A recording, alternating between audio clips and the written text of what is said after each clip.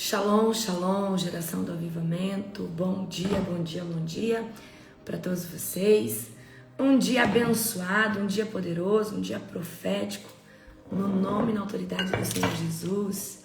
Um dia cheio de unção, cheio de avivamento. Como que você está? Como que você amanheceu esse dia lindo? Intercedendo, clamando, dando glórias ao Rei da Glória. Aleluia! Eu espero que você tenha acordado com muita sede, muito sangue nos olhos para interceder e clamar por aqueles que precisam. Amém? Shalom, shalom. Shalom, profetiza Zaine. Shalom, Elzinha, querida. Shalom, pastora Nani. Shalom, profetiza Darlene. Shalom, Silmara. Rita. Shalom, shalom, shalom, shalom para vocês. Amém? Shalom, pastora Kátia, Marlécia, Lira. Shalom, shalom, Nadijane. Shalom, Jaqueline. Shalom, Ju. Shalom, Rejane. Shalom para todos vocês. Um bom dia. Shalom, pastora Lai. Shalom, shalom, shalom para vocês. Amém? Um dia abençoado. Shalom, pastora Letícia. Shalom, Selma. Glória a Deus. Shalom, Cleise. Shalom, gente, para vocês. Shalom, profetiza Sara. Shalom, shalom, shalom. Pastora Célia, intercessora de guerra. Aleluia. Shalom, shalom. Aleluia. Manuela, shalom. Gente, shalom para todos vocês. Um dia abençoado, um dia profético. Deixa eu fixar aqui o que a Nani mandou. Já adicionar ela como moderadora. Gente, vocês não têm noção do impacto que está sendo essa campanha de intercessão. Vocês não têm noção. Vocês não têm noção. Continuem firmes. Eu já estou vendo as primeiras camadas sendo quebradas e o Espírito Santo conseguindo agir onde às vezes era muito difícil, né? Então, que vocês continuem, permaneçam. Esse lugar é poderoso, vocês não têm noção. Hoje nós vamos ler Ezequiel 7. Glória a Jesus. Ezequiel, capítulo de número 7. É muito manto o livro de Ezequiel, né? Ezequiel é sobrenatural. Gente, olha só. Enquanto eu me preparava aqui, geralmente quando tá tocando louvor, eu vou no banheiro, eu me preparo, ajeito uma coisa ou outra aqui, principalmente as câmeras aqui. Aí eu fui no banheiro. Quando eu fui no banheiro, o Espírito Santo trouxe assim para mim. Muitos que se posicionaram para orar pelo resgate serão libertos de áreas que eles não sabiam que precisavam. Então, você que está intercedendo, a oração vai pegar até em você, certo? Então, a oração, ela alcança todos. Então, se de repente você começar a passar mal, você pode passar mal por causa de quem você está intercedendo. Mas, na maioria das vezes, o passar mal é porque você está num processo de libertação. Tá bom? Então, muitas pessoas talvez levantou para libertar o amigo, para libertar um amigo, o esposo, a esposa. Aí, de repente, você começa a passar mal. É porque Deus também está fazendo em você. Deus está agindo em prol dos nomes que você mencionou, mas Deus também está fazendo em você. Amém? Glória a Jesus. Então, pode acontecer dessa forma. E Deus é fiel, isso é muito bom. Amém? Às vezes a gente não entende porque muitas bênçãos não alcançam a nossa vida, porque a gente não consegue romper em áreas, e muitas vezes o que falta é um processo de libertação que nem às vezes a gente sabe que precisa. Às vezes é uma ferida na alma, às vezes é algo que a gente, por estar cego espiritualmente, a gente não consegue enxergar. A gente vê o fulano da direita, o da esquerda, o da frente, o de trás que precisa de libertação, aí você entra na campanha e lá Deus vai fazer a libertação em você. Então, quando eu ia no banheiro, tá? Aí o Espírito Santo falou, tem muita gente aqui que entrou para que Deus libertasse o marido, a esposa, o fulano. Mas eles serão libertos no processo desses 9 dias. Porque a oração, a gente tem um alvo certo, que é quem está escrito. Mas a oração, ela trabalha em todos os níveis. Amém? Ela trabalha onde está chegando. Então, Às vezes você não é... Quem é aqui que é a primeira vez que está levantando na madrugada? Não levantava. Eu duvido que tenha alguém, né, que seja... Mas pode ter pessoas novas que estão aí conosco. Gente, você viu o que é orar para chamar os guerreiros de volta? Ontem nós estávamos em 1.700, hoje nós estamos em 2.200 pessoas. Isso é muito poderoso. Então, você pode reivindicar que aqueles que estavam antes como sentinelas, atalaias, ó, Luiz, Paula é nova na madrugada. Seja bem-vinda. É um caminho sem volta. Quem ora na madrugada, vicia na oração da madrugada e não consegue mais ficar sem. A oração na madrugada é viciante porque traz uma adrenalina espiritual nas suas veias que você não encontra em outro, nem fazendo jejum, nem orando durante o dia. É igual jejum. Jejum é viciante porque ele te dá clareza. Ele aumenta o seu nível de fé. Amém? Glória a Jesus. Eu sempre sou chamada de volta. Gente, geralmente quando você é chamado de volta, ou eu entro no seu sonho, ou Deus te dá um sonho, ou um anjo aparece no seu quarto. É assim ou não é? Ou você escuta uma voz te chamando e você acorda assustado. É assim ou não é? Isso, a intercessão ela é tão poderosa que ela abre o veículo de comunicação para Deus chamar de volta. Glória a Jesus. Aleluia. Amém? Glória a Deus. Isso mesmo, se posiciona de volta. Porque eu não vou deixar essas orações salvas, não. Aleluia. Eu não vou deixar essa oração da madrugada salva. Por quê? Se nós estamos fazendo uma campanha, nós oramos todo dia 12h45. Só que às vezes, esse ano eu comecei a trazer pautas diferentes. Então agora nós terminamos 91 dias sobre o reset. E nós estamos começando agora, né? 9 dias, a gente está no segundo dia de 9 dias, clamando, né, por pessoas. Aí eu mandei um PDF para você escrever o nome delas, para nós estar intercedendo por elas. Amém? Glória a Jesus. Olha, eu senti um empurrão. Tem gente que fala assim, apóstola, a senhora veio no meu sonho, falou, desperta, volta para a posição. Eu acordei no susto e já tinha começado a oração da madrugada. Amém? É assim ou não é? Jesus faz dessa forma e toda a honra e glória a Ele. Amém? Por isso que é importante nós intercedermos, tá? Estou muito feliz que vocês estão de pé na madrugada. Isso é extremamente importante. Já somos mais de 2 anos orando na madrugada. Então não dá para ser amador na madrugada. Ou você aguenta a pressão, ou você pede para sair. Amém? Porque se você não estiver alinhado, você não consegue orar na madrugada. Porque a batalha espiritual na madrugada, não, eu pelo menos, meia-noite é pesado também, mas não se compara às 3 horas da manhã, né? Como eu já ensinei vocês. O horário aonde os maiores bruxos, feiticeiros, satanistas estão mais ativos é nesse horário, porque o cristão está dormindo e poucos são aqueles, o remanescente de intercessão na madrugada é pouco. Então você encontra mais pessoas orando na meia-noite. Então, meia-noite eles têm força, sim, mas não tanta, tá? Você tem me motivado a orar mais na madrugada. Glória a Deus, Moisés, que o Senhor continue te abençoando, amém? Então, meia-noite a gente consegue orar com mais facilidade. O diabo tem autoridade na meia-noite? Até tem, mas não tanto quanto ele tem na madrugada.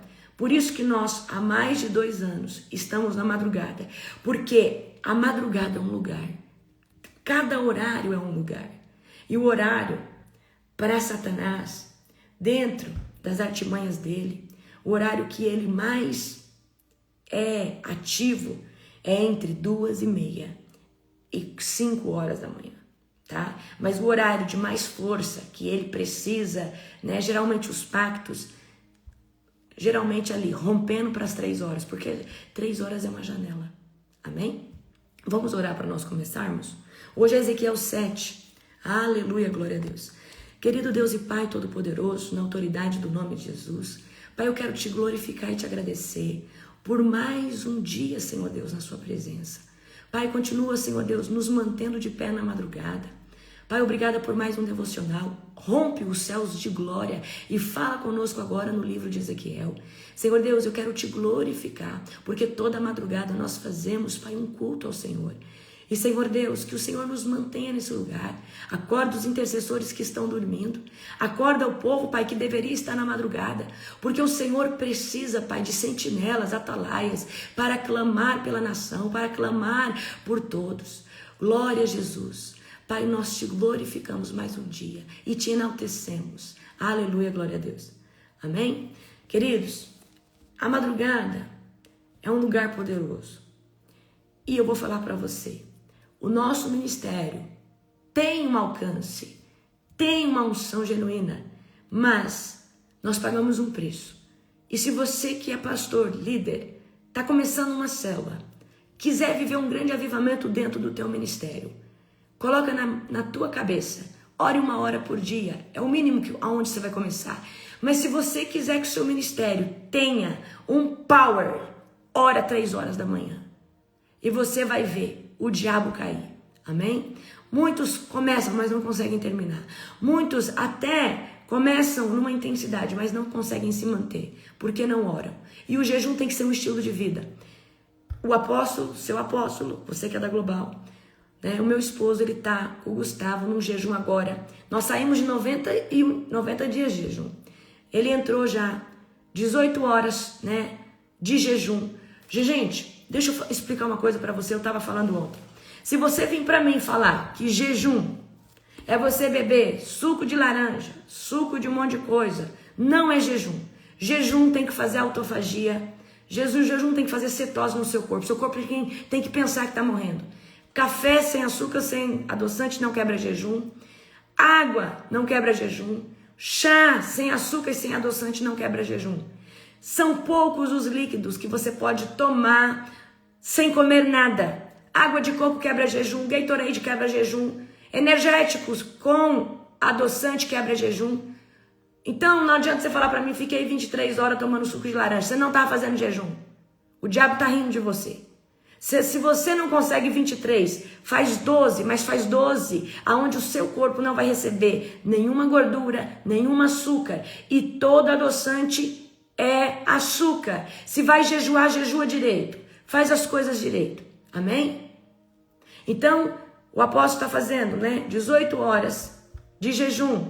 E jejum é isso. Que líquido que pode? Água com gás. Você pode tomar sal, tá? Com gás. Eu faço, né, uma misturinha que vai te ajudar. Por quê? O sal mineral, ele ajuda o seu corpo a se manter hidratado. Então, você está fazendo um jejum. 23 horas, é pesado. Seu corpo começa a ter uma certa tontura. Vai lá. Eu gosto de fazer com água com gás. Pode fazer com água normal. Pega uma aguinha com gás, eu ponho um pouquinho de gelo. Diquinha para você. Bota uma pitadinha de bicarbonato. Também vai ajudar o seu corpo, não quebra jejum. Bicarbonato é muito bom para o seu corpo.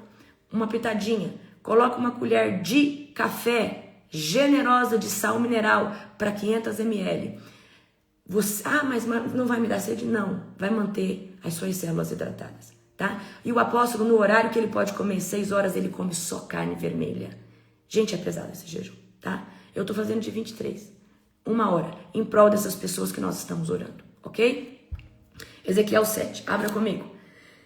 Então recebi essa mensagem do Senhor, filho do... A gente orou para começar. Amém? Então recebi essa mensagem do Senhor, filho do homem. Assim diz o Senhor, soberano a Israel. Chegou o fim, para onde quer que vocês olhem. Norte, sul, leste e oeste. Sua terra está acabada. Não resta esperança, pois lançarei minha ira contra vocês.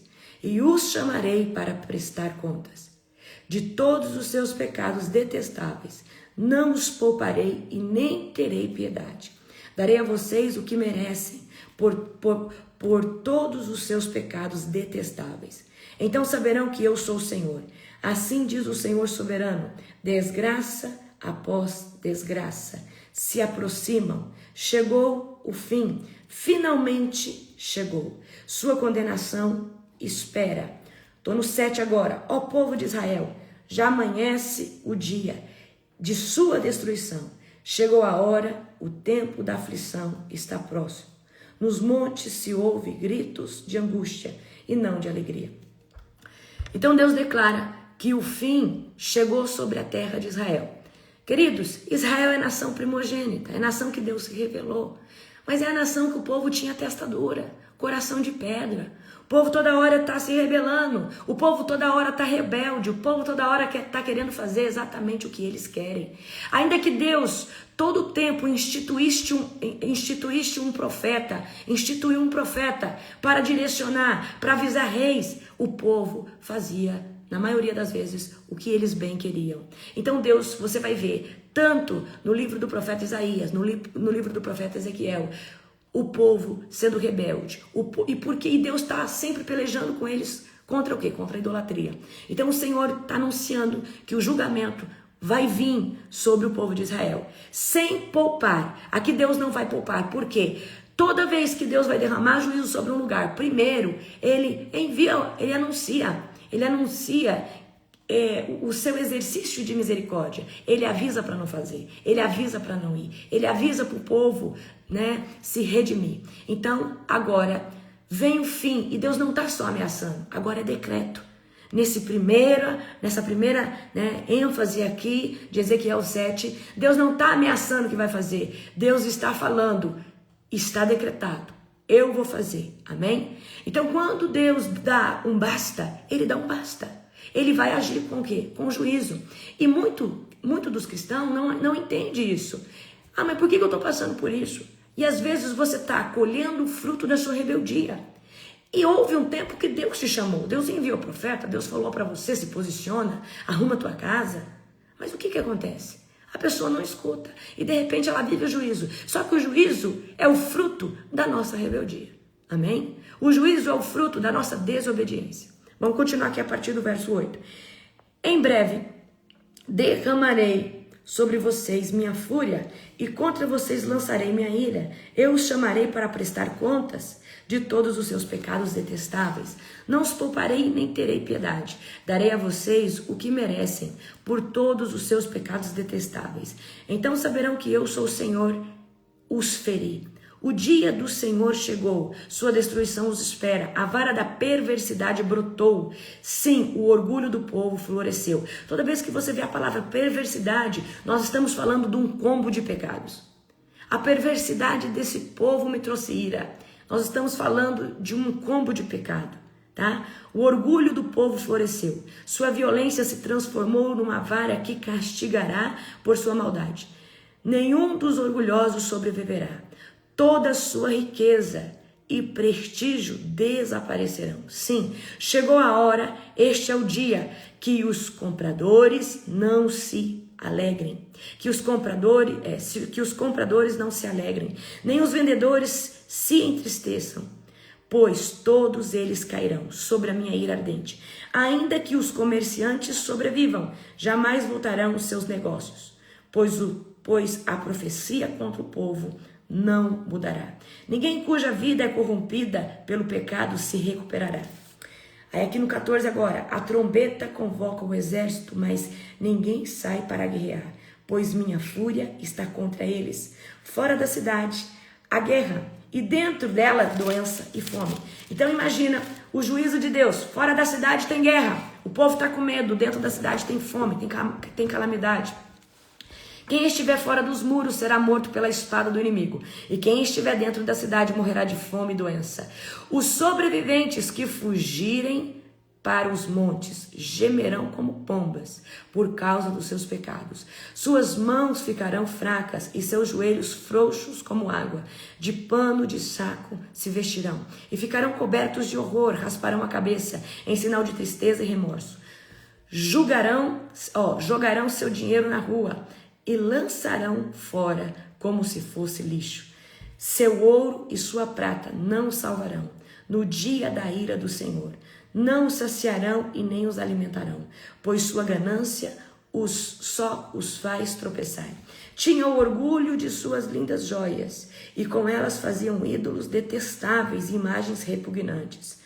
Por isso, farei que todas as suas riquezas se tornem repulsivas para eles, e as entregarei como despojo a estrangeiros, às nações perversas, e elas profanarão. Desviarei deles o meu olhar quando os ladrões invadirem e profanarem a minha terra preciosa.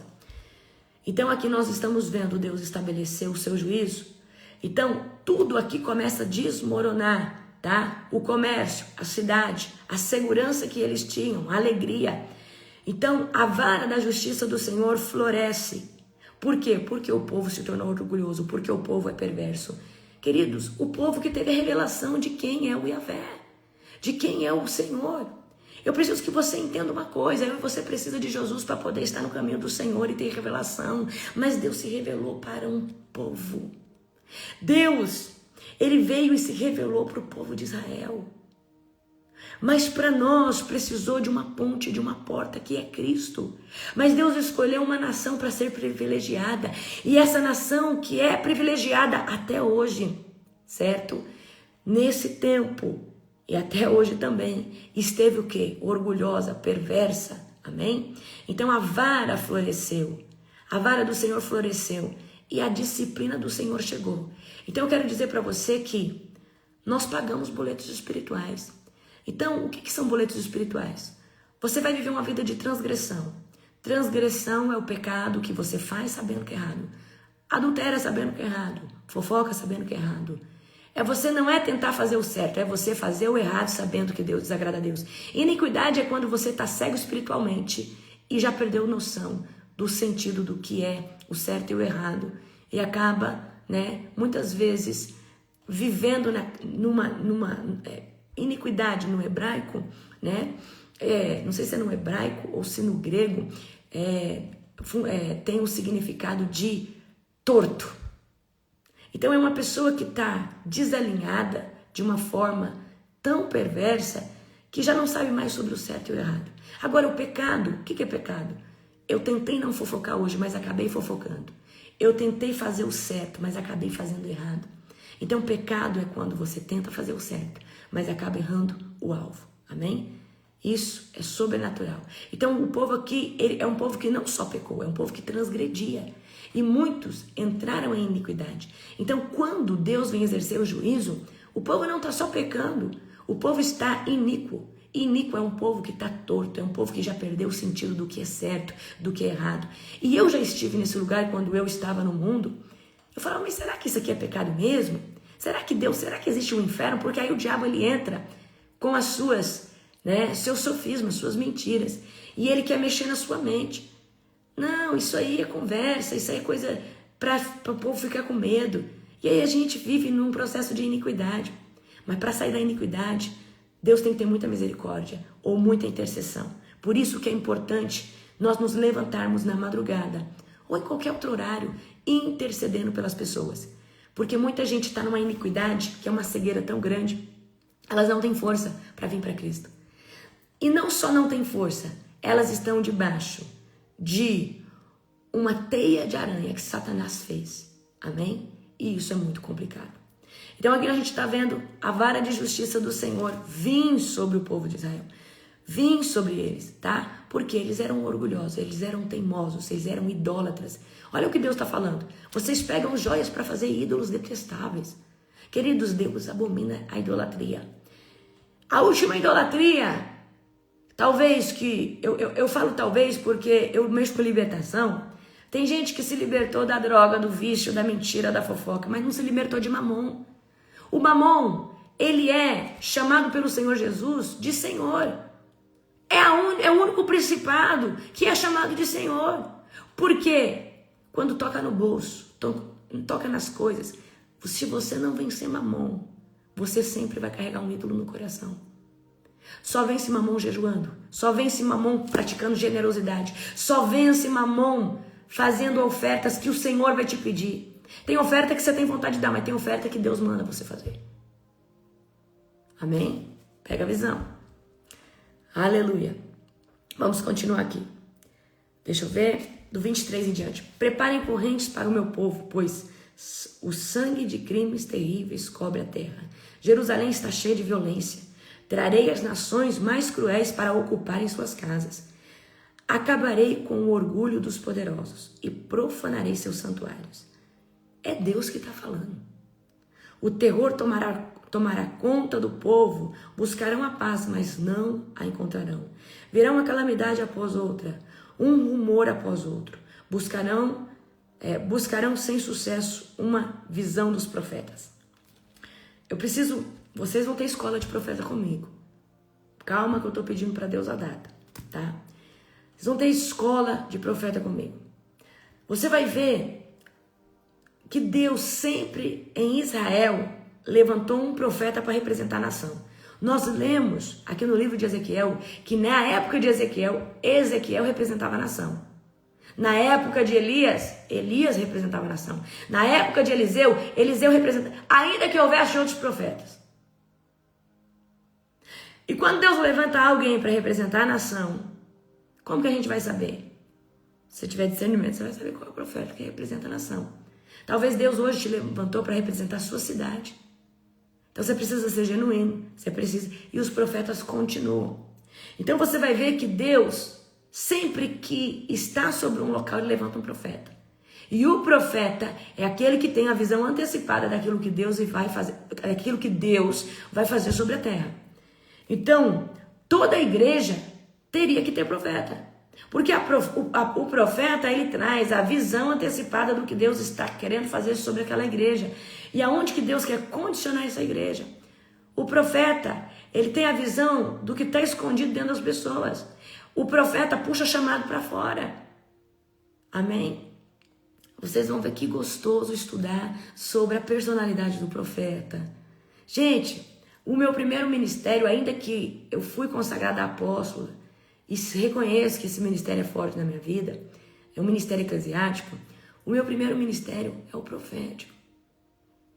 E o caráter do profeta, a personalidade do profeta, é uma personalidade, como que eu posso dizer para vocês? Vocês me veem muito social, tudo, eu estava até falando isso ontem. Eu sou muito social, só que eu tenho meus dias que eu tô na capa do profeta. Eu quero ficar sozinha, não quero falar com ninguém, eu quero ficar com Deus. Eu quero ficar só orando em línguas. Eu quero ficar, esses 3 últimos dias que eu estava para fazer a última aula do Reset, eu estava na capa do profeta, não conversa comigo. Eu estou orando em língua o dia inteiro. Eu estou só vendo ministração. E muitas vezes o profeta, ele não quer socializar. Porque ele quer ficar ali, só com Deus.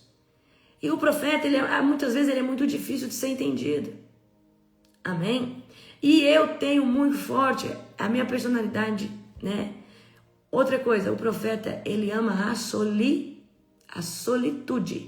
a soledade, em espanhol. Não é que ele ame a solidão. Solitude, ele ama ele, Deus. Por isso que eu falo, o profeta que só tem capa de profeta, ele é uma pessoa esquisita. Mas o profeta, que às vezes ele também tem chamado apostólico, ele consegue ser mais social, mas ele ainda vai lutar muito. E eu vejo assim, e aí vocês vão entender na escola de profetas tudo isso daí, certo? Então buscarão sem sucesso uma visão dos profetas, mas não vão achar.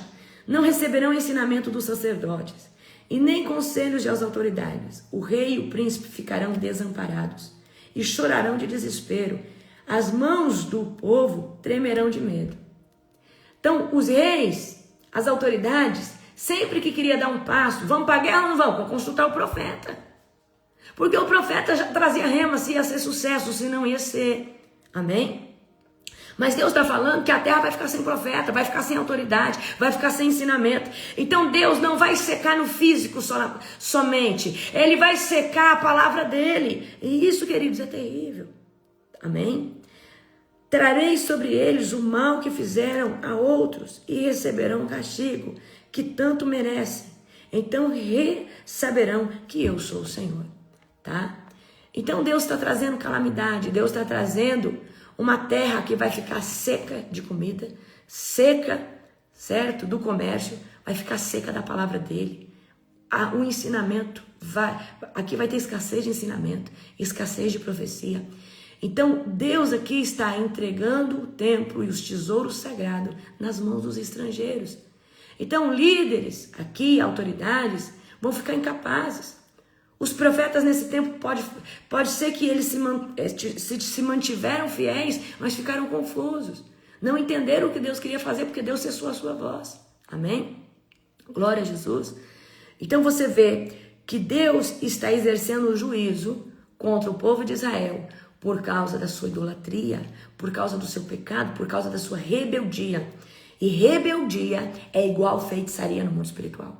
Se você não se submete ao teu esposo, ao teu esposo, se você não se submete ao teu pai, à tua mãe, ao teu pastor, à igreja que você está congregando, à empresa que você está trabalhando, se você não se submete às leis e às autoridades que nós temos na terra, quem dirá a Deus, que é invisível e nós não o vemos? Eu preciso que você entenda que o contrário de rebeldia é submissão. E submissão é abraçar a missão de um lugar, a missão de uma pessoa, a autoridade de um lugar, a autoridade de uma pessoa. Pessoas rebeldes são filhos do espírito de Jezabel. O que é o espírito de Jezabel? É uma entidade demoníaca que se levanta, tá, para manipular pessoas contra a autoridade de Deus. Então, quando o seu filho está dando trabalho, ele está debaixo de um espírito de rebeldia. E isso é terrível, isso traz consequências terríveis. Mas muitos de nós, muitas vezes dentro de uma igreja, estamos debaixo desse espírito. Tudo a gente reclama, tudo a gente é contra dentro da igreja. A gente se levanta para falar mal do pastor, mal daquele ministério. Não gostei do louvor, não gostei disso. E às vezes a gente não move um peso de papel dentro daquele local. Mas o espírito de Jezabel tem usado o povo para atacar a igreja. E eu preciso que você entenda. A igreja é um hospital. Se fosse para ser um lugar perfeito, se chamaria perfeição.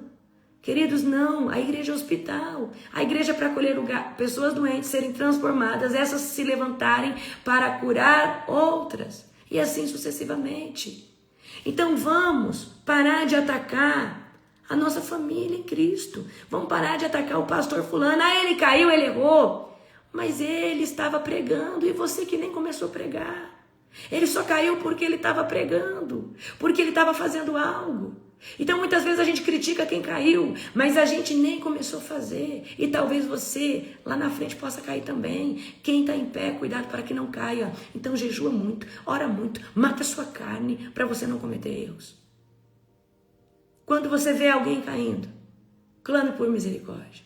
Fala, Deus, que essa pessoa, depois disso, depois dessa perseguição, porque ela caiu, porque pessoas são perseguidas depois que caem.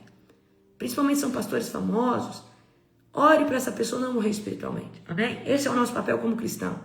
Nosso papel como cristão não é falar mal da igreja. É orar pela igreja. Nosso papel como cristão não é falar mal do fulano, do Beltrano. Ele está fazendo a obra de Deus. Você não é a quarta pessoa da Trindade. Muito menos um anjo qualificado que julga quem está, quem não está, quem vai para o céu, quem não vai. A própria Bíblia diz que naquele grande dia os últimos serão os primeiros serão os últimos. Quem se achou que estava, talvez não está. Quem começou pregando bem, talvez não termine bem a carreira, mas quem começou agora, talvez, é o que entra. Então, a porta é estreita, nós não sabemos, eu não sei de nada. Para de achar que sabe tudo. Para de falar que o suicida vai para o inferno, você não sabe. Ou o anjo veio e te revelou isso. Tem na Bíblia falando, todo suicida vai para o inferno? Você não sabe. Aí você aflige o coração de uma mãe, você aflige uma família que está em luto, porque você não sabe se Deus chegou ali no último momento, você não sabe o que aconteceu. E tem gente que acha que é a quarta pessoa da Trindade para falar que foi para o inferno. Se você achar na Bíblia agora que o suicida vai para o inferno, eu paro de ler a Bíblia. Não tem. Porque você não sabe qual é o protocolo de Deus e o juízo de Deus e como ele exerce essas coisas. Então para com isso. Para de julgar quem tá, quem não tá. Ah, o fulano não tá na presença de Deus, você não sabe. Você tá julgando pela capa, você não conhece o coração. Deus chegou para Samuel e falou, eu não sei porque Deus tá me levando nisso, porque nem isso eu ia pregar. Deus falou assim, Samuel, não atenta para a aparência, porque eu não vejo a aparência, eu vejo o coração. Talvez você tá olhando alguém, tá falando, tá perdido, vai pro inferno. Ainda que seja pastor, líder, mas tem um coração quebrantado, adora, é rendido. Talvez você está vendo uma pessoa de terno, gravata, prega bem, prega bonito, mas está adulterando. Está roubando a igreja. Está fazendo as coisas erradas. Está se deitando com mulheres, está se prostituindo com homens. Você não sabe. Para de achar que você é a quarta pessoa da Trindade. Ora pela igreja, pede salvação. Você nunca me viu falar mal de nenhum líder, de nenhuma igreja. Amém? Sabe por quê? Porque eu entendo que Deus tem múltiplas formas de sabedoria, de alcançar almas. Deus alcança pela Assembleia de Deus e é uma metodologia, ou seja, uma vara de pescar diferente da Igreja Batista, mas ainda o objetivo é peixe, é almas. Ah, congregação cristã talvez jogue uma rede, talvez lá tem lá uma igreja que joga e pega de muito. A metodologia é diferente da Assembleia, é diferente dessa daquela. Mas a metodologia é salvar almas. Se Cristo Jesus é o Senhor e a porta é Ele dentro desse ministério, Jesus está salvando. E falo mais ainda, até dentro de uma seita, que muitas vezes carrega o nome de Jesus, mas é uma seita. Mas as pessoas ainda estão ali na ignorância. Deus ainda salva ali dentro. Amém? Não julgue, porque você não é quarta pessoa da Trindade. Se você tiver essa mentalidade, você vai viver reino. E reino é orar. Não sabe o que está acontecendo ali? Ore. Jesus, não sei o que está acontecendo, se está, se não está. Mas que se não tiver, o Senhor salve. Ore. Para com isso de falar mal das pessoas. Amém? Aleluia. Vamos lá. Eu estou falando para você sobre intercessão. Ontem comecei a falar para você a importância de nós nos levantarmos como intercessores. E por que nós estamos fazendo uma campanha chamada O Resgate das 2h45? 2h45 porque é um horário que nós temos muita autoridade no mundo espiritual, porque é um horário difícil de acordar, difícil de se posicionar. Então você já entra com sacrifício. Aí você pega, além de entrar com sacrifício de sono por causa dessas almas, você entrou num sacrifício de horário. Um sacrifício onde a batalha espiritual é mais difícil. Então, por que orar 3 horas da manhã tem tanto impacto? Primeiro, é um horário mais difícil de se orar porque é onde há uma movimentação de principados, potestade, governo das trevas, hostes malignas, trono da maldade com mais intensidade que qualquer outro horário. Segundo, você abriu mão do seu sono. Então, isso é uma oferta ao Senhor por essas vidas. Aí eu pus no PDF para você. Se você pudesse jejuar por essas vidas, jejue, faça um jejum. Aí você jejua, tem mais impacto. Aí você faz uma renúncia. Eu continuo, né? Eu fiz só o meu almoço ontem, que eu comi algo que eu estava com vontade há 90 dias. Mas aí eu entrei no meu jejum ontem, depois do almoço. Sem glúten, sem lactose, também, com 1 hora de alimentação, 23 horas de jejum nesses 9 dias. Então isso tem um poder muito grande. Aí você fez renúncias. Talvez você tirou o café, você tirou talvez uma coisa que você gosta muito. Talvez você não estava no reset, não tirou glúten e lactose, mas talvez tirou o arroz. Por exemplo, o apóstolo tirou todo tipo de comida, está comendo só carne. Então, renúncias, jejum. Tem lá a oferta de dinheiro que você pode estar fazendo no ministério, Global Fire, em prol dessas vidas. Tem um impacto muito poderoso, porque a oferta no mundo espiritual representa sangue. A oferta move. A minha oferta eu vou fazer no final. Aí tinha lá para você profetizar qual que é o impacto da sua oferta. Minha oferta vai trazer libertação completa.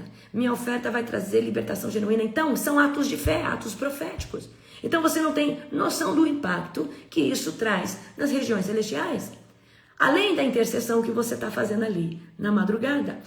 E o fato de nós estarmos hoje a gente esteve em mais de 2.200 pessoas orando. Essa quantidade clamando por um só objetivo, a Bíblia diz que onde tiver 1 ou 2, o Senhor se manifesta, né? Que força isso tem? O impacto é uma voz clamando nas cortes celestiais, é um remanescente orando com força, amém? Abra comigo agora Ezequiel 22:30, que é o tema da nossa campanha. Busquei entre eles alguém que construísse um muro e se colocasse na brecha diante de mim. O que é colocar na brecha? É se colocar entre a guerra e a vítima. A batalha que essa pessoa enfrenta é entre a batalha e a vida dessa pessoa. Busquei entre eles alguém que se colocasse, alguém que construísse um muro e se colocasse na brecha diante de mim, a favor dessa terra, para que não a destruísse mais ninguém, mas a ninguém achei. Isso aí a gente vai ver aqui em Ezequiel. O que o Senhor está dizendo? Busquei intercessores para ganhar essa cidade, mas não achei. Mas hoje, nesses 9 dias, nós estamos falando, Senhor, você pode ter não achado na época de Ezequiel, mas nós nos levantamos para orar pela nossa parentela, pela nossa família. Ontem eu ensinei vocês que ser um intercessor é algo muito precioso. O intercessor, ele tem muita autoridade, porque ele ora pelos projetos de Deus. Ele ora, mas por que Deus precisa? Deus não é onisciente, onipotente, onipresente? Ele é. Mas Deus é espírito. E nós também somos espírito. Mas nós estamos aqui numa terra natural, onde nós temos um corpo físico. E para Deus agir aqui na terra, ele levanta profetas, ele levanta seus intercessores. Nós precisamos, queridos, orar até mesmo pelos projetos de Deus, que ele já assinou que vai dar certo. Mas se nós não orarmos, o diabo, ele vai vir. E ele vai tentar sabotar até mesmo os projetos de Deus. Intercessor, o que é um intercessor? Uma intercessora é alguém que se coloca no meio da batalha, da vida, de um lugar, de uma circunstância, entre a batalha e a circunstância, entre a batalha e a pessoa. Exemplo de circunstância, seu casamento está um caos. Aí, levanta lá uma irmãzinha de oração para falar, vou orar pelo seu casamento. Ela está se colocando entre uma circunstância, onde o diabo está tomando força, presta atenção, e esse casal, esse casamento. Então, quando nós nos levantamos como intercessores, nós estamos assumindo um lugar de luta, de clamor para travar uma guerra, para travar um clamor de guerra, para profetizar sobre uma circunstância, apresentando pessoas. E ontem eu disse para você, por que tem pessoas que não conseguem se levantar, não conseguem ir numa igreja, não conseguem buscar Jesus de todo o coração? Porque elas estão primeiramente debaixo de fortalezas. Então, eu dei o exemplo para você ontem, Josué, antes de entrar em Jericó, Deus primeiro teve que quebrar as muralhas espirituais que começaram a cair espiritualmente aos olhos espirituais, porque elas são invisíveis, no primeiro dia que Josué dava 7 voltas em volta de Jericó. A Arca da Aliança ia na frente. Eles tocavam um chofar. Quando eles faziam isso, as primeiras fortalezas caíam, ou seja, os muros que o diabo colocou. E essa mesma fortaleza fica em volta. Essa aqui é uma pessoa. Essa aqui é um dos nomes que você está orando. O diabo construiu uma fortaleza. Toda madrugada, a primeira madrugada, nós pedimos, Senhor, tira toda a fortaleza. Amém? E aí hoje nós pedimos para o Senhor tirar as pessoas que estavam no cativeiro. Mas como que alguém pode estar no cativeiro? Cativeiros espirituais, cativeiros de laços de alma, cativeiro de traumas, cativeiro muitas vezes de não conseguir superar um problema porque está preso emocionalmente. Então essa madrugada nós oramos para que todo cativeiro emocional seja quebrado. Eu já vou levar você naquele passo a passo para você pegar a visão. Então o intercessor é alguém que fica entre o ataque e a vítima. Por isso que quando você vai orar, tem que colocar armadura e tem que ficar alinhado, jejuando, orando e se posicionar e vigiar, porque você está entre o ataque e a vítima. Entre o ataque e a vítima. Presta atenção para você entender o que é um intercessor. Imagina que você vai num lugar com um filho seu. E aí vem um Rottweiler. E começa a rosnar. E aí você pega, ele fica rosnando para você. Porque existe um muro de proteção. Mas ele fica ali rosnando para você. E o seu filho, você coloca atrás de você. Você é o intercessor. Você é como se fosse a mãe, o pai, que esconde o filho atrás. E fica ali, na brecha, para o Rottweiler não atacar, para aquele animal selvagem não atacar. Então, ser o intercessor é isso. É alguém que fica entre o ataque e a vítima, bloqueando o quê? As brechas e sustentando vidas diante do altar. Então, quando você está orando por uma pessoa, os demônios que estavam agindo não podem agir, porque você está falando, Senhor, livra, alcança, liberta. Naquele momento você está escondendo essa pessoa atrás ali de você. Você está se colocando como escudo, intercedendo através do sangue de Jesus. Jesus é o nosso escudo, mas você está exercendo a força que essa pessoa não tem de pedir por si mesma. Amém? Glória a Jesus. Então, o intercessor é essa pessoa que se coloca na brecha e paga preço. Paga preço de jejum, preço de renúncia.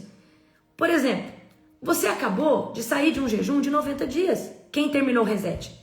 Ah, gente, falar em reset, eu vou abrir hoje, para quem não conseguiu fazer, eu vou abrir, tá? Esse final de mês, o reset, tá? Então, vocês fiquem de olho aí. E ontem nós separamos os testemunhos, um testemunho mais lindo que o outro. E eu vou postar hoje para vocês. Ontem nós não conseguimos, que é muito testemunho. É muito ao ponto da gente ter que selecionar. Este aqui é dessa área, daquela área. Então, o intercessor é aquele que não deixa o inferno continuar avançando na vida de uma pessoa, sobre uma igreja, sobre um ministério, sobre uma cidade, sobre uma circunstância. E aí você vai falar assim, mas por que a gente tem que interceder? Porque se você não entende, por que a gente deve interceder por pessoas, pelos projetos de Deus, por circunstância? Porque Deus escolheu agir através de pessoas que intercedem. E a gente vê isso no versículo da campanha. Ser um intercessor é ser amigo e parceiro de Deus. Amém? Por que nós devemos interceder? Porque tem muita gente que está fraca, debaixo de uma iniquidade tão grande que já não discerne o certo e do errado, porque está oprimida. E o que é opressão? É quando o inimigo segue essa pessoa num nível tão grande. É a pessoa, nós devemos interceder porque tem gente que não tem força para lutar por si mesma. Amém? Presta atenção. Presta atenção. Por que nós devemos interceder? Porque projetos de Deus precisam de cobertura.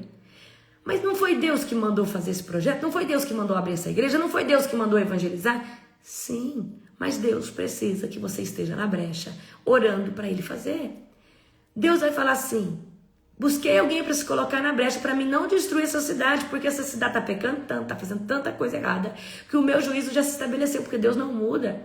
O protocolo dele de ação não muda se tem pessoas pecando, fazendo um monte de coisa errada. Ele vai exercer misericórdia, mas também ele vai exercer juízo, tá? Então, mas se levantam intercessores, Deus pode propagar a misericórdia. Aleluia, glória a Jesus. Prestem atenção aqui. Por que devemos interceder? Porque só intercedendo as resistências de Satanás e todo o projeto de Satanás perde a força. São rompidos. Amém? Devemos interceder porque a intercessão cumpre o coração de Cristo. Cristo é o nosso maior intercessor. Cristo intercede por mim e por você diante do Pai. Cristo veio para ser a nossa ponte, o nosso Messias e o nosso primeiro intercessor. Então, Cristo é o maior intercessor e Ele pagou o maior preço por isso. Então, devemos interceder para a vida serem salva, para o destino de alguém ser alinhado, para uma pessoa que está cega voltar a enxergar, para alguém que está... Olha, gente, como a intercessão é poderosa. Essa madrugada passada eu orei para os intercessores voltarem e para as pessoas que não estão tendo força conseguirem se posicionar. E olha só como mais pessoas conseguiram levantar. Você acha que a oração não tem poder? Agora imagina a oração, 3 horas da manhã, jejum em prol dessa oração, renúncia, uma oferta que a gente vai nessa campanha, nas outras a gente não fez, mas nessa o Senhor trouxe no meu coração. Estamos fazendo uma oferta de resgate, renúncias e o seu sacrifício de sono, o seu sacrifício de estar no horário mais difícil. Imagina o impacto. Agora, além de tudo isso, o que conta é o método. Vocês podiam muito bem falar, Deus salva meu pai, salva minha mãe, salva meu parente. Vai funcionar ao decorrer de um longo prazo. Mas existem caminhos. É igual, por exemplo, queridos, às vezes eu gosto muito de metodologia, porque a metodologia é uma forma clara de dar para uma pessoa um aceleramento para ela aprender alguma coisa. Por exemplo, sabe quando a nossa louça está cheia? Pelo menos a minha aqui está cheia de louça, coisa, bagunça. Se nós conseguimos arrumar essa louça e separar itens, eu vou separar só garfo, faca, as colheres de aqui eu vou lavar só copo. A metodologia acaba fazendo com que essa louça seja lavada de forma mais rápida. Mas se toda hora a gente lava uma coisa, enxágua, lava outra coisa. Mas se a gente separa por galerias, a gente consegue. Então o que é metodologia? É um passo a passo. E existe um passo a passo de intercessão por vidas. E eu estou ensinando vocês. Então eu disse para vocês ontem, o primeiro dia da nossa campanha, o resgate, nós olhamos para as fortalezas serem quebradas. E essas fortalezas foram instituídas por Satanás, pela cultura desse mundo, pela televisão, pela mídia, pela carnalidade, desde o momento que a pessoa estava dentro do ventre da mãe. Até mesmo algo hereditário, herdado. Então nós quebramos ontem as fortalezas. Fortalezas, né, é o quê? É aquilo que estava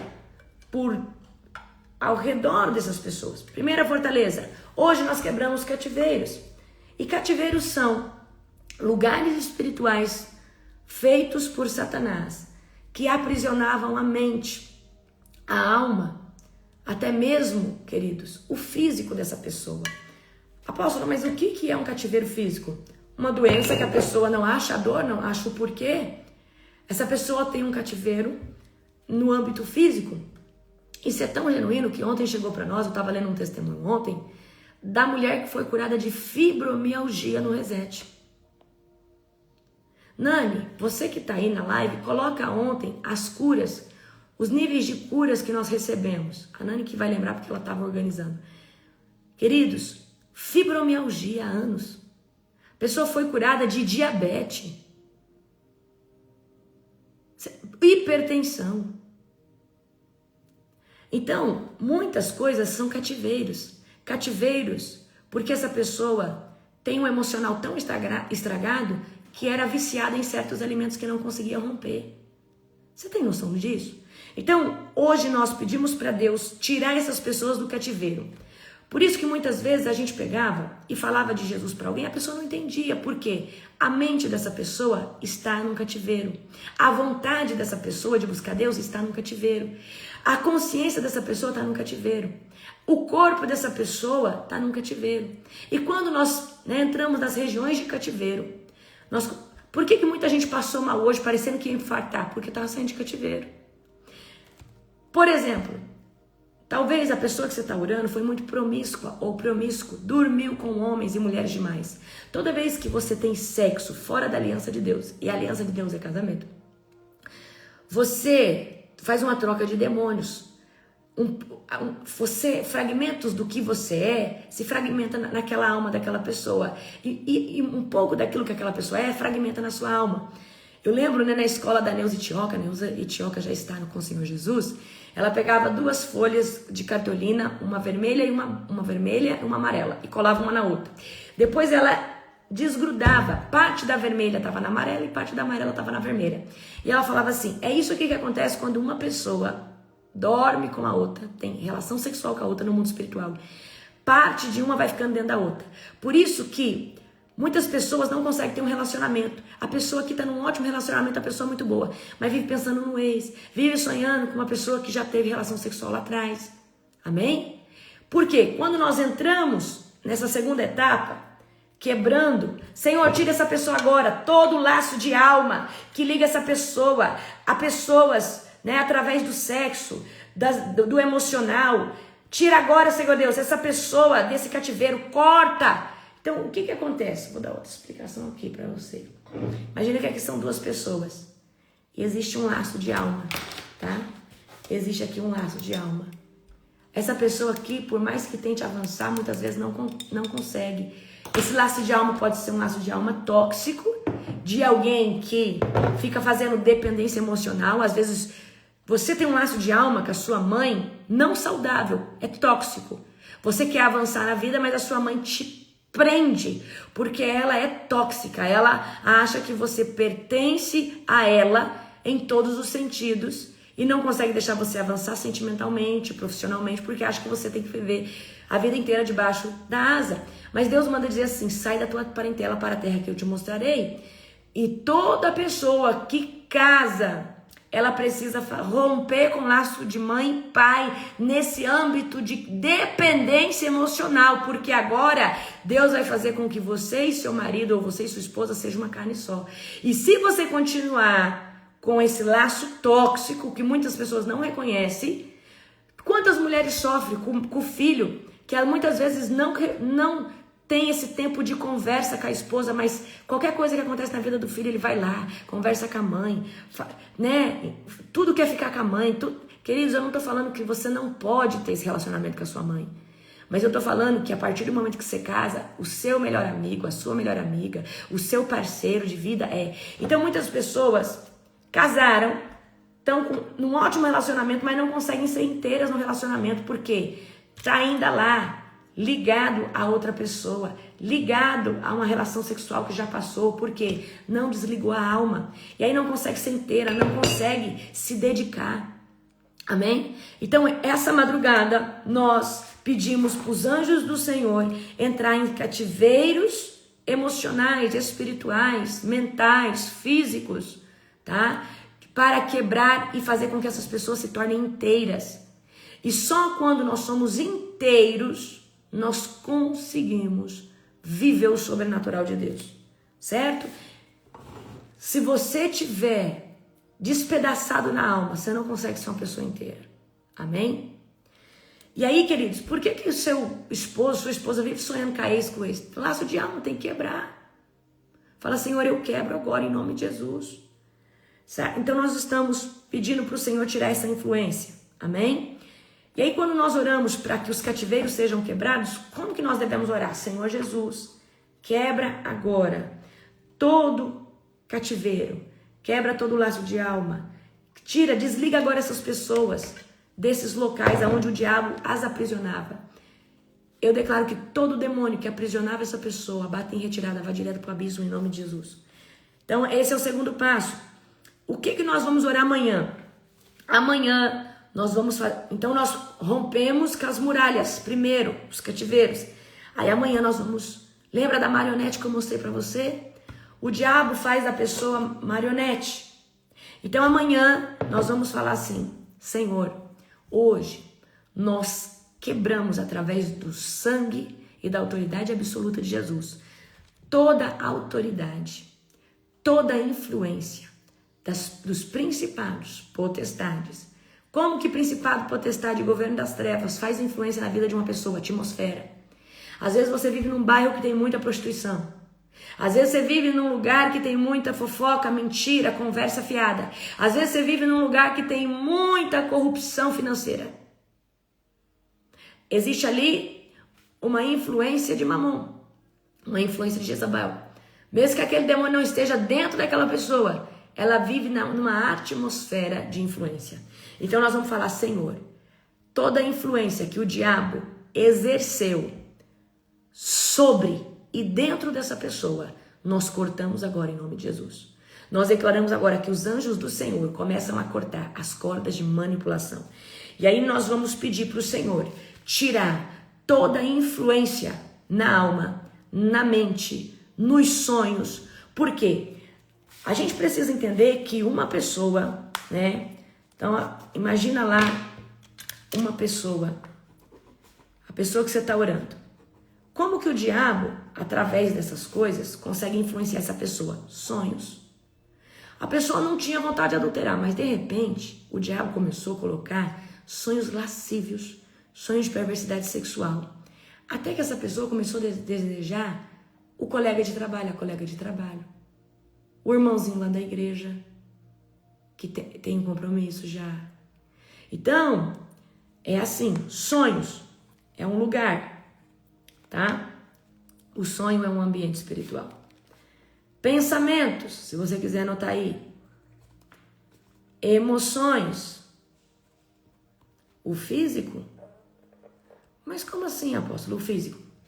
Quem aqui já teve a experiência de dormir e perceber que teve uma relação sexual com alguma coisa à noite e acordou parecendo que foi abusado, que tinha alguma coisa ali? A pessoa teve até o orgasmo. A gente chama de incumbos e sucumbos, demônios que vêm, manipulam uma área sexual. Por isso que o sexo, ele não é só físico, ele também é espiritual e emocional. Então, quantas vezes, queridos, quando eu não era liberta, Na área sexual acontecia comigo isso. E já na presença de Deus, buscando o Senhor, bem no comecinho, aconteceu. E muitas vezes é porque você dorme num lugar que reina aquela entidade. E você não vigiou, não ungiu o lugar. Aqui, ó, quanta gente, eu não tenho vergonha de falar não. E eu falava, Deus, o que é isso? Porque a minha área sexual precisava de ser limpa. Enquanto a sua área sexual não é limpa, o incumbus e o sucumbus vai continuar vindo traições. Ele precisa da brecha para entrar. E a brecha, muitas vezes, é uma área sexual que ainda não está tratada. E a área sexual é uma das áreas mais difíceis. Então, estou dando um exemplo do físico. Outra forma no físico é, por exemplo, a área sexual é uma área que não foi tratada. Aí, coloca aí, se você tiver comida consagrada, vamos supor que em algum momento você comeu uma comida consagrada a ídolo, ou você foi no restaurante e você não orou porque você morria de vergonha de orar para comer. Gente, esses dias eu vi um negócio que não precisa de orar para comer. Então você que é libertador faz isso para você ver. O diabo precisa de uma brecha. Deixa eu explicar como funciona o mundo espiritual. Imagina que você, tá, é um libertador. Mas você é uma pessoa que jejua, que ora. Mas o diabo fala, eu preciso entrar. Preciso lançar um dardo inflamado no físico dessa pessoa. Aí o que acontece? Você vai lá e come uma comida consagrada a demônio. Você foi num restaurante, e naquele restaurante, a cozinheira, toda vez que termina a comida, consagra lá a Oxum. Ou a Xangô.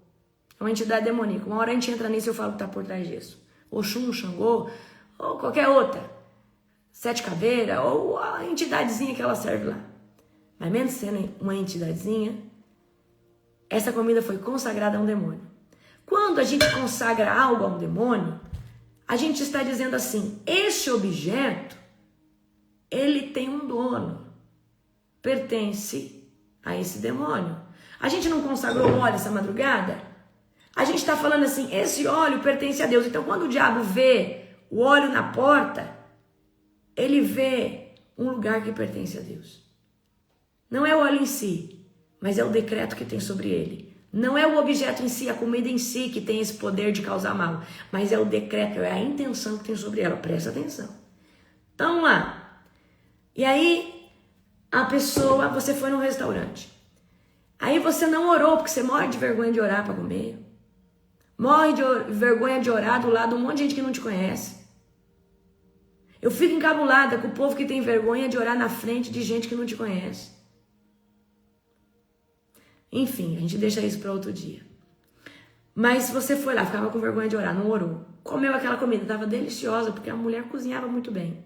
Mas quando você, presta atenção, quando você não vigiou, a comida, agora a comida foi feita para o seu estômago. O estômago é uma janela, o estômago é um lugar. A comida ela vai sair pelas fezes inteira, mas a consagração dela vai ficar no estômago. Que consagração? Ao demônio, abrindo ali uma porta para ele. O demônio entra pelo estômago. Mas ele pode tocar na sua cabeça com enxaqueca. Ele pode fazer você começar a ter uma dor no corpo que você não acha a solução. E aí muitas vezes você começa a ser atacado no físico porque você não vigiou. Por isso que quando eu tô orando na madrugada, eu começo a falar, toda comida é consagrada. Muita gente vomita.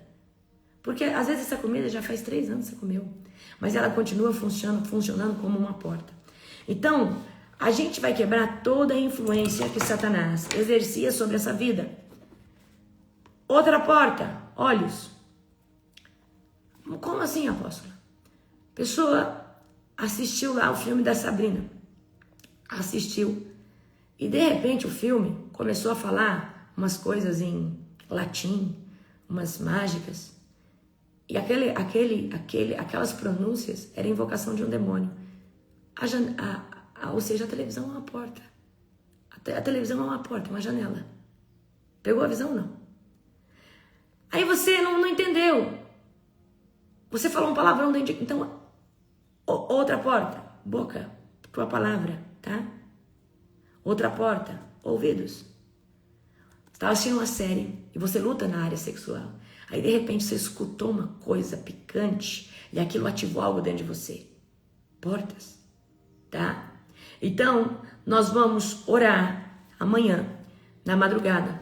Toda a influência exercida contra essas pessoas que nós estamos clamando pelo resgate e até mesmo sobre os intercessores vão começar a cair por terra em nome de Jesus. E aí, o que acontece? Quando nós fechamos as influências, quebramos as influências, pedimos que essas brechas sejam fechadas, aí nós vamos acampar um anjo qualificado para agora não deixar essa brecha voltar a ser aberta. E nós vamos pedir para o Senhor colocar essa pessoa debaixo de um domo de proteção, um domo de fogo. Senhor, protege essa pessoa, porque a partir desse passo 3, essa pessoa vai começar a ficar vulnerável à presença de Deus. Ela escutava louvor, não sentia nada, mas agora ela começa a sentir. Ela escutava uma pregação, não sentia nada, mas agora... Você falava de Jesus, não causava nada, mas agora, depois que você falou, a palavra, ela entra no espírito e o espírito começa a ruminar. Ruminar, ruminar, ruminar, ruminar. Amém? Pegaram a visão ou não? Preciso que você entenda uma coisa. Existe uma porta também de entrada. E essa aqui foi o Espírito Santo que me deu. Cabelo. Nosso cabelo é antena. Por isso que não deixa qualquer pessoa passar a mão no teu cabelo. Não deixa qualquer pessoa cortar o seu cabelo. Tá? Por que a gente não pode deixar qualquer pessoa pôr a mão na nossa cabeça? Porque cabeça é receptor. Mãos é transmissor. A gente recebe pelas mãos. Pés, mãos são receptores. Mas também são transmissores. Amém? Mas o nosso... Por que muito... Gente, Deus pediu pra mim. Meu cabelo ele é difícil de crescer. Mas Deus pediu pra mim, tá? Meu cabelo tá bem comprido, certo? É que ele é repicado. 3 anos sem cortar o cabelo. E eu estou há 2 anos sem cortar o cabelo. E toda vez que Deus... Agora, quando a gente estava na conferência, antes de transferir a unção e pedir a carruagem de Deus, que foi algo tremendo, avassalador, tá? Olha só, Deus, na hora eu estava com o cabelo preso, que eu já estava suado, o Senhor falou, solta o cabelo e derrama óleo sobre a sua cabeça. Só depois que eu fui entender o mistério. Cabeça e receptor. Eu precisava receber os comandos de Deus para declarar a manifestação da carruagem. Amém? E quando Deus pede para você parar de cortar o cabelo, Ele está condensando a unção dentro de você. Ele está ampliando o seu discernimento espiritual. É profético. Quantos profetas você vê? Não deixa a barba crescer. Deixa o cabelo crescer.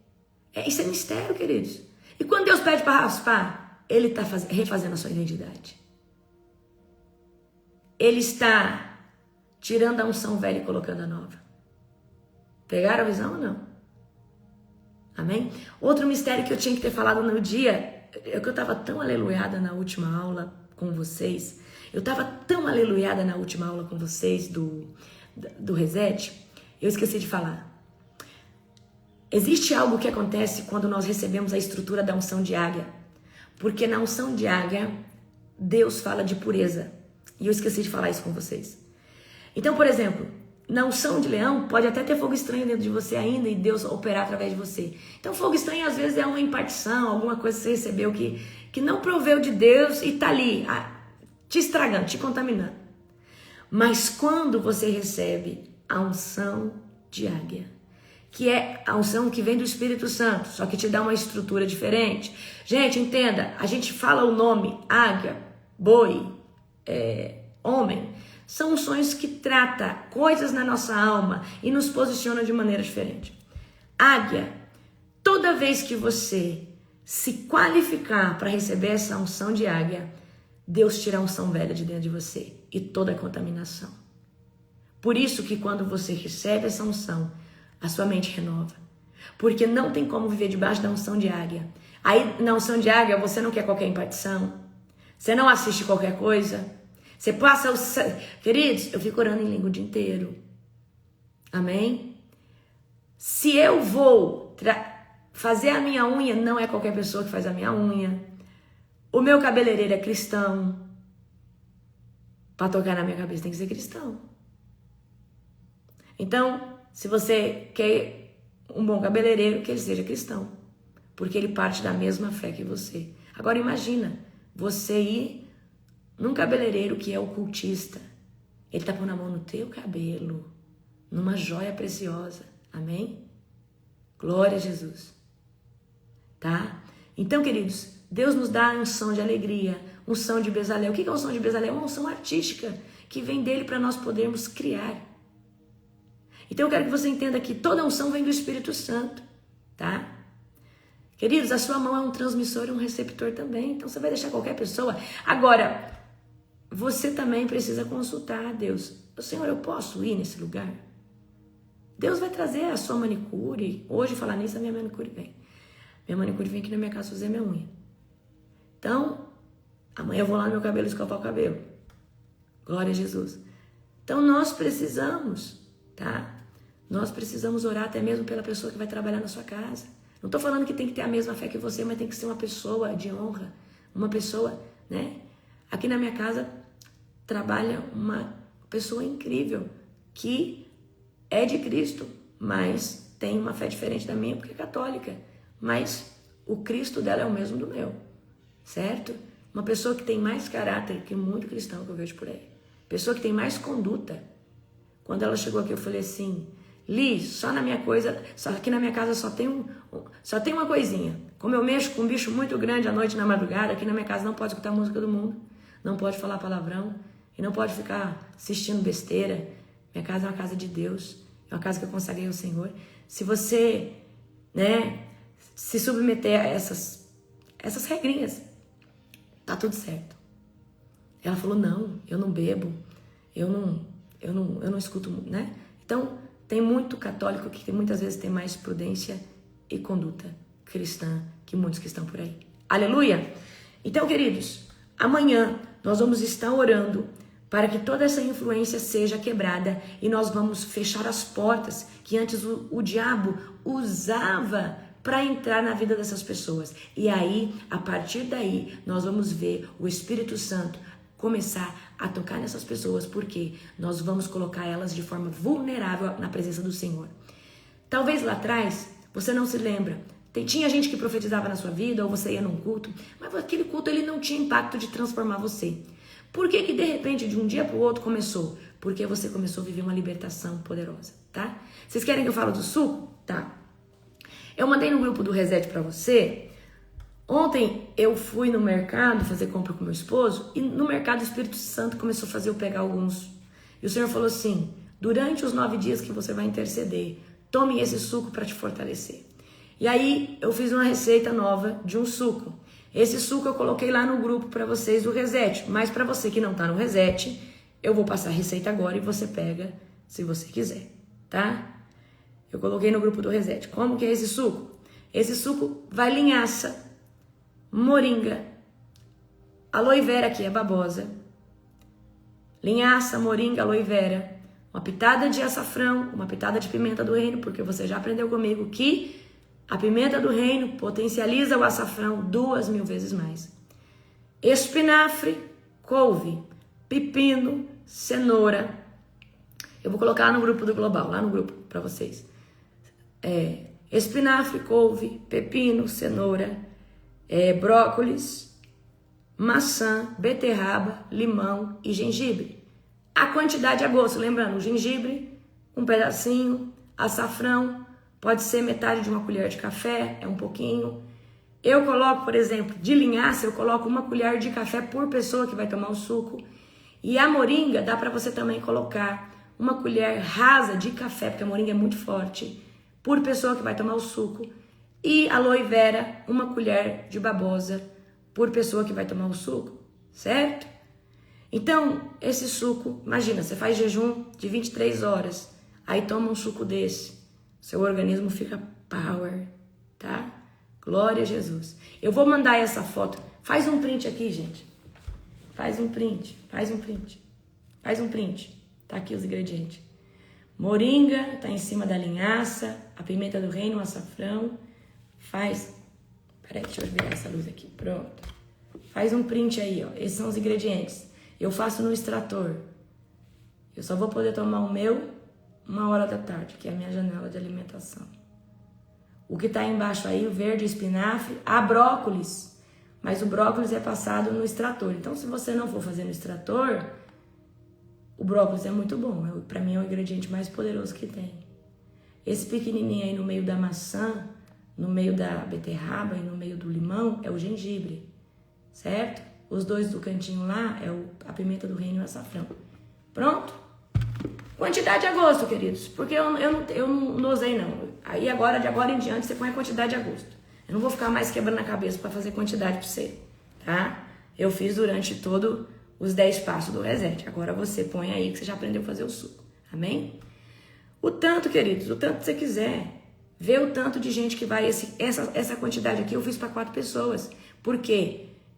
Quando eu ponho água, eu ponho um copo de água só. Então eu tomo ele bem puro. Amém? Glória a Jesus. Fiquem atentos aos meus stories. Vou postar hoje Vou postar para vocês os testemunhos.